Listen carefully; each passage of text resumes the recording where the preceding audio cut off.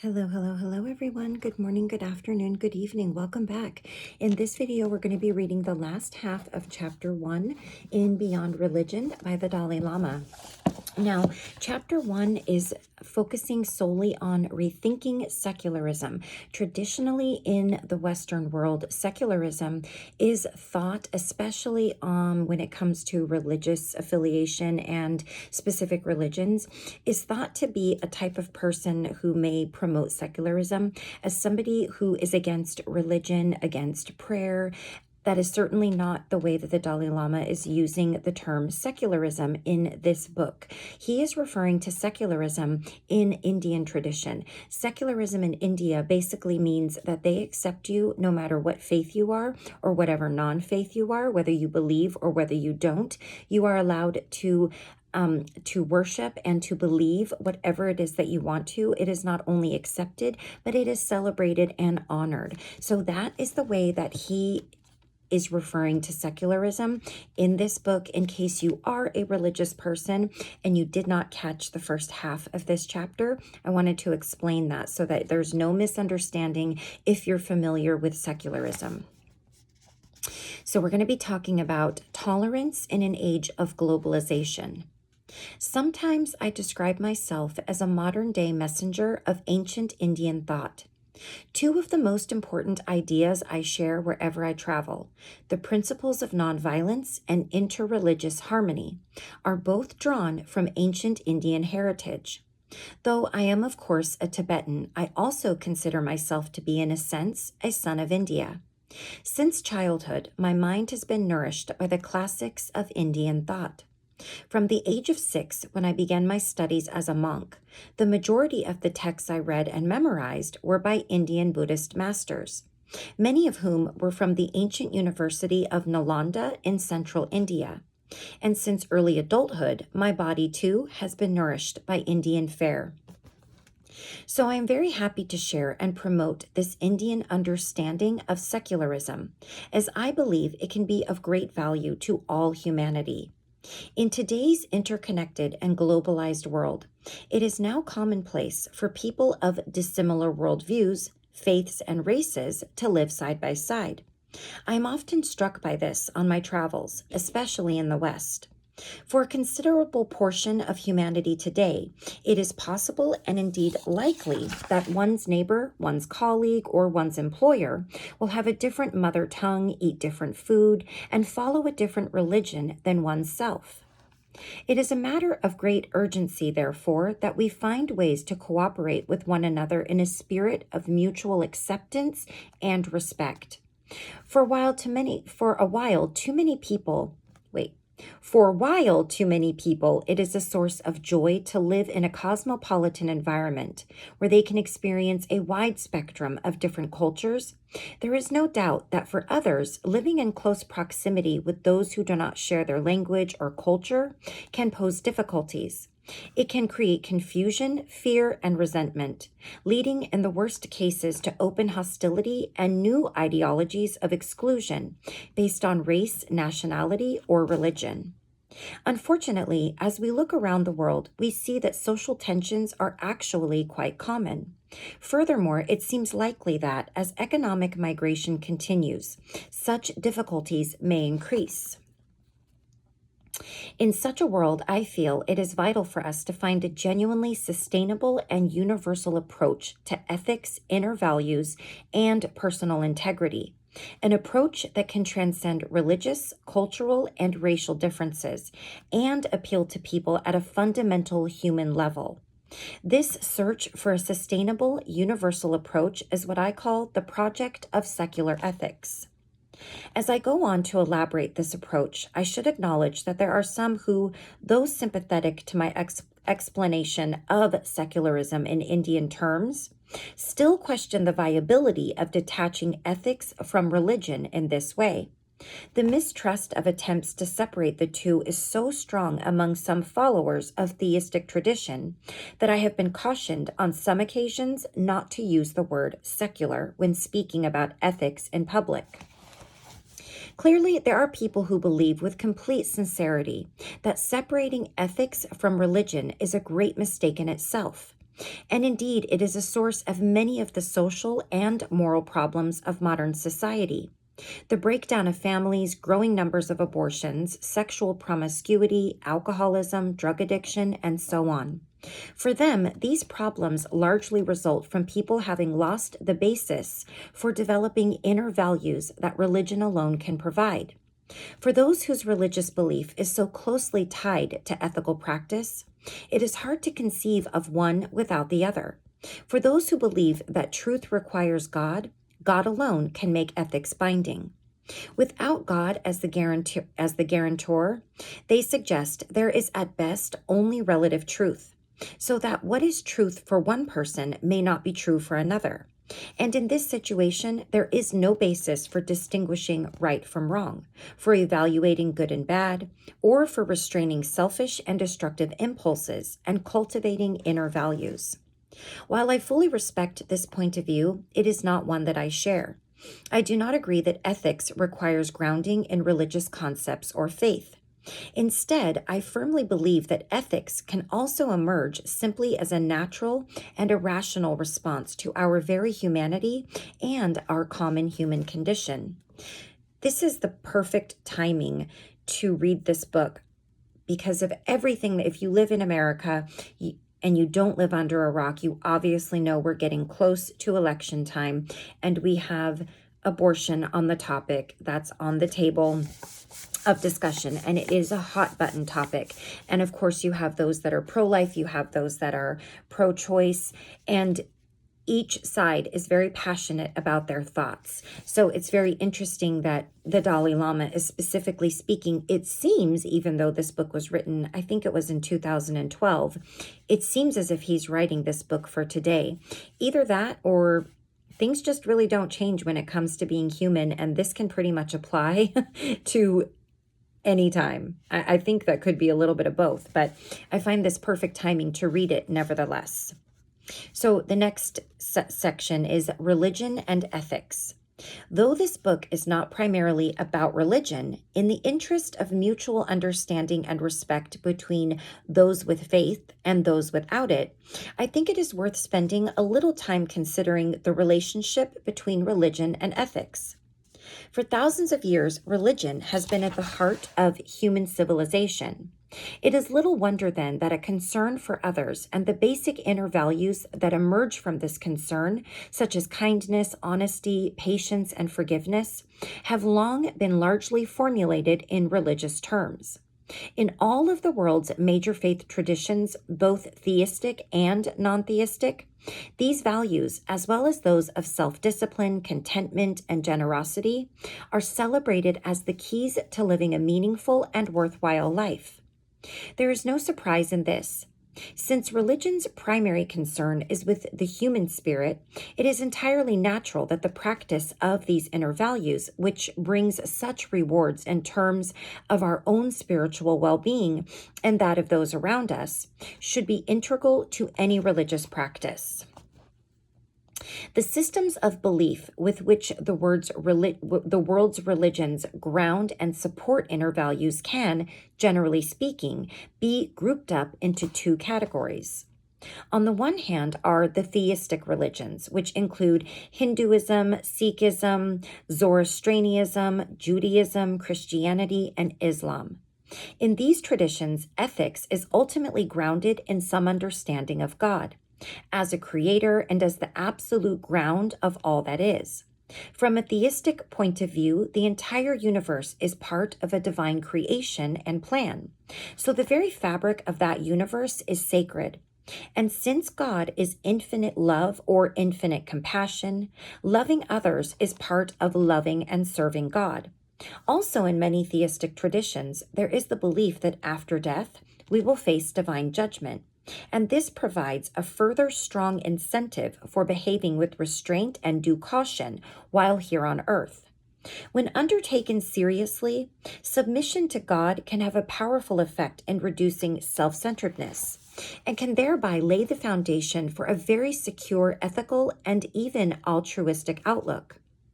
On the other hand, in the non-theistic religions, such as Buddhism, Jainism, and a branch of the ancient Indian Samyaka schools, Samkhya school, there is no belief in a divine creator. Instead, there is the core principle of causality. While the universe is regarded as beginningless, without a creator figure in which to ground inner values and an ethical life, the non-theistic religions instead ground ethics in the idea of karma. The Sanskrit word karma simply means action. So when we talk about karma, we are referring to all our intentional acts of body, speech, and mind. And when we talk about the fruits of our karma, we are talking about the consequences of these acts. The doctrine of karma is grounded in the observation of causality as a law of nature. Every intended action, word, or thought we have has a potentially unending stream of consequences. When combined with the idea of rebirth and successive lives, this understanding becomes a powerful basis for ethics and the cultivation of inner values. For example, a key Buddhist teaching on the cultivation of compassion involves, as part of establishing deep empathetic connection with all beings, viewing all beings as having been one's mother at some stage in one's countless previous lives. All religions, therefore, to some extent, ground the cultivation of inner values and ethical awareness in some kind of metaphysical, that is, not empirically demonstrable, understanding of the world and of life after death. And just as the doctrine of divine judgment underlies ethical teachings in many theistic religions, so too does the doctrine of karma and future lives in non-theistic religions. In the context of religion, these understandings, whether theistic or non-theistic, are of immense importance, since they provide the foundations not only for the determination to live ethically, but also for salvation or liberation itself. As such, for religious practitioners, the pursuit of an ethical life and their ultimate spiritual aspirations are inseparable. I am not among those who think that humans will soon be ready to dispense with religion altogether. On the contrary, in my view, faith is a force for good and can be tremendously beneficial. In offering an understanding of human life which transcends our temporary physical existence, religion gives hope and strength to those facing adversity. The value of the world's great faith traditions is a subject I've discussed at some length in a previous book, Toward a True Kinship of Faiths. For all its benefits, however, in bringing people together, giving guidance and solace, and offering a vision of the good life which people can strive to emulate, I do not think that religion is indispensable to the spiritual life. But where does this leave us with regard to grounding ethics and nurturing inner values? Today, in a scientific age in which religion strikes many as meaningless, what basis for such values is left to us? How can we find a way of motivating ourselves ethically without recourse to traditional beliefs? To my mind, although humans can manage without religion, they cannot manage without inner values. So my argument for the independence of ethics from religion is quite simple. As I see it, spirituality has two dimensions. The first dimension, that of the basic spiritual well-being, by which I mean inner mental and emotional strength and balance, does not depend on religion, but comes from our innate human nature as beings with a natural disposition toward compassion, kindness, and caring for others. The second dimension is what may be considered religion-based spirituality, which is acquired from our upbringing and culture and is tied to particular beliefs and practices. The difference between the two is something like the difference between water and tea. Ethics and inner values without religious content are like water, something we need every day for health and survival. Ethics and inner values based in a religious context are more like tea. The tea we drink is mostly composed of water, but it also contains some other ingredients: tea leaves, spices, perhaps some sugar, or at least in Tibet, salt. And this makes it more nutritious and sustaining and something we want every day. But however the tea is prepared, the primary ingredient is always water. While we can live without tea, we can't live without water. Likewise, we are born free of religion, but we are not born free of the need for compassion. More fundamental than religion, therefore, is our basic human spirituality. We have an underlying human disposition toward love, kindness, affection, irrespective of whether we have a religious framework or not. When we nurture this most fundamental human resource, when we set about cultivating those inner values which we all appreciate in others, then we start to live spiritually. The challenge, therefore, is to find a way of grounding ethics and supporting the cultivation of inner values that is in keeping with the scientific age, while not neglecting the deeper needs of the human spirit, which for many people, religion answers. Grounding ethics in human nature. Here's our next section. Across all cultures, all philosophies, and indeed all individual perspectives, there is no consensus about the essential orientation of human nature. Instead, there seem to be many views. To put the matter at its simplest, there are some who believe at one end of the spectrum that we are by nature fundamentally violent, aggressive, and competitive, while others at the other end take the view that we are predominantly disposed toward gentleness and love. Most perspectives lie between these extremes, accommodating all of our qualities and propensities in varying degrees. Generally speaking, if we view human nature as dominated by destructive tendencies, our ethics will most likely be grounded in something outside ourselves. We will understand ethics as a means for keeping those destructive tendencies in check, in the name of some greater good. If, however, we view the desire for a peaceful, If, however, we view human nature as predominantly oriented toward kindness and the desire for a peaceful life, then we can consider ethics an entirely natural and rational means for pursuing our innate potential. On this understanding, ethics consists less of rules to be obeyed than of principles for inner self-regulation to promote those aspects of our nature, which we recognize as conducive to our own well-being and that of others. This second approach is in tune with my own. 2 pillars for secular ethics. I believe that an inclusive approach to secular ethics, one with the potential to be universally accepted, requires recognition of only 2 basic principles. Both of these can easily be grasped on the basis of our common experience as humans and our common sense, and both are supported by findings of contemporary research, particularly in fields such as psychology, neuroscience, and the clinical sciences. I want to pause right here because I know there's a lot of people that say, and I said it myself, but I've since tried to look at it differently. Common sense is not so common. Why do people have no common sense? I hear that a lot. I see it a lot on comments, social media, on videos. Here's my new take on it. And it's helped me a lot. It's helped me to have grace for people, understanding for people, and it's helped me put myself in other people's shoes. What might be common sense to one person is not common sense to another person. I could be doing things that other people might look at and go, that's stupid, but to me, it makes sense. So saying that something is common sense to me seems a bit of like it's a personal opinion, really. So I don't know where I feel about that, saying that you need to have common sense, because we all look at things from a different perspective and have a different perception of what we deem acceptable, what we deem stupid or not stupid, bad or good, acceptable and not.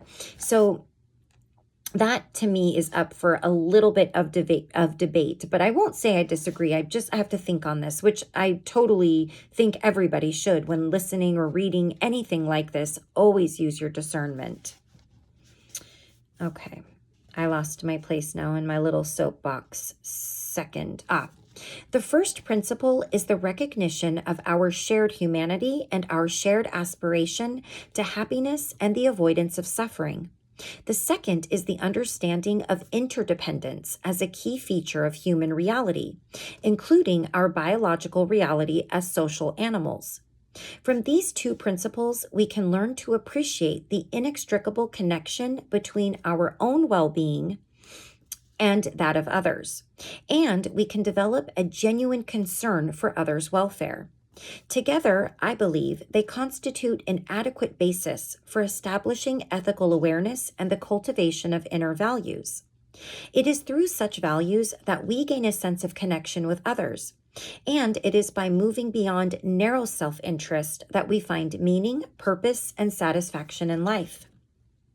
Before offering a systematic presentation of the way I envisage this, envisage? I don't know how to say that word, ENVISAGE.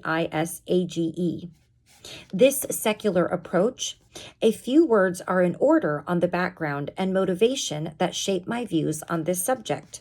I apologize, the words are broken up really weird in this book, and the Dalai Lama speaks, I don't know, he has his own special dialogue. He's a little harder to read, so I apologize if I fumble on these words or a sentence is said in a way that is not in context with how it was meant to be written. I think I just did that. I apologize. Since childhood, I have been a Buddhist monk in the Tibetan Mahayana tradition. My understanding of ethics, as well as of its issues such as human nature and the pursuit of happiness, is informed by this background. On a personal level, my everyday approach to the practice of ethics is profoundly influenced by the writings of the Indian Nalandan tradition, which combines critical philosophical inquiry with ethical living and contemplative practice. In the course of this book, I draw on some of the resources of the Nalanda tradition. However, it is certainly not my intention in presenting this book to make more Buddhists. In fact, when I am asked to give Buddhist teachings in the West, I often share my personal view that is not, by and large, a good idea for people to adopt religious practices which are not well grounded in their own culture and educational background. To do so can be difficult and can lead to unnecessary confusion. Instead, my motivation is simply a wish to contribute to the betterment of humanity. If resources from my own tradition can be useful to those outside it, then I think it is good to draw on those resources. In writing this book, I am certainly not interested in propagating my own faith. Instead, I am calling on my readers to investigate matters for themselves. If they find some of the insights of classical Indian thought useful in their investigations, that is excellent. But if not, that is also okay. So in the following chapters, I offer my thoughts not as a Buddhist nor as a religious believer, but simply as one human being among nearly several billion others, one who cares about the fate of humanity and wants to do something to safeguard and improve our future. All right, so that is chapter 1. We completed that.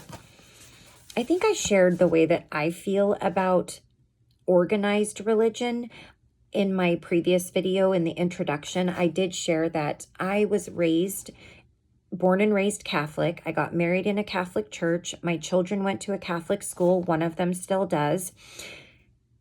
And I was always the kind of person that I would say that, as long as you have a religion, that's wonderful, and all religions are great. But in my mind and in my head, I would tell myself, if they're not Catholic, it's not the correct religion. That's the only one true religion. Never in my wildest imagination did I ever think that I would wake up one day and feel totally differently and have no explanation for it. I think I do still carry some of those deeply ingrained and embedded religious Catholic beliefs and traditions, and some guilt and, the idea of sin in the way that it is presented in the Catholic religion. I simply don't believe those things anymore.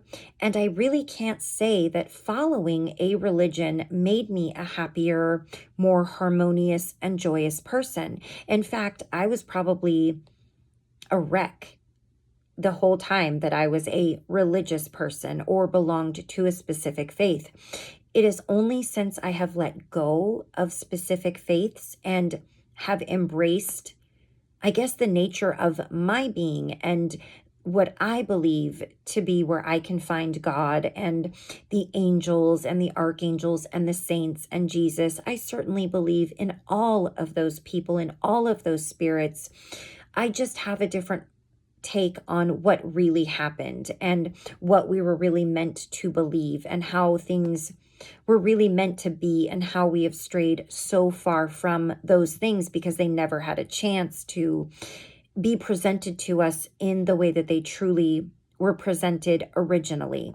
And that's all that I will say. That is my personal belief. It is in no way do I ever expect anyone to follow my beliefs. We are individuals, and that is part of what makes this world so beautiful, is that we can believe what we believe is our truth, that we are allowed to do that. And that is one thing that nobody can take away from us. You can lock everybody up, you can take all their freedoms away, but you cannot take their true faith and their true beliefs and what they believe to be true. You can never take that away from somebody. You can never take away their soul. So anyways, I'm done with that, but I just wanted to add that in because I think it's beautiful that he wants to take such a radical step in a way of giving us a sense of values. Because I really do think that people who are religious sometimes can look at people who are not religious and think that they have no morals and no values. And from a person here who is not traditionally religious, I can certainly say that is very far from the truth. So it's nice to see he's breaking down that barrier a little bit. And I think maybe pushing the boundaries in Western society, at least with referring to these types of things, even using the word secular. So yeah, in our next chapter, we are going to read, it's titled Our Common Humanity. And I think I said this already in my other video, but most of these chapters are kind of long. They're full of a ton of information. It is a little bit harder to read out loud, as you might have seen. But chapter 2 is pretty short, so I think we'll be able to manage that. It's literally just like this. We'll be able to manage that in one video. So until next time, please take care of yourself. Please take care of those around you. I will see you again soon for chapter 2 in Beyond Religion by the Dalai Lama. Okay, bye-bye.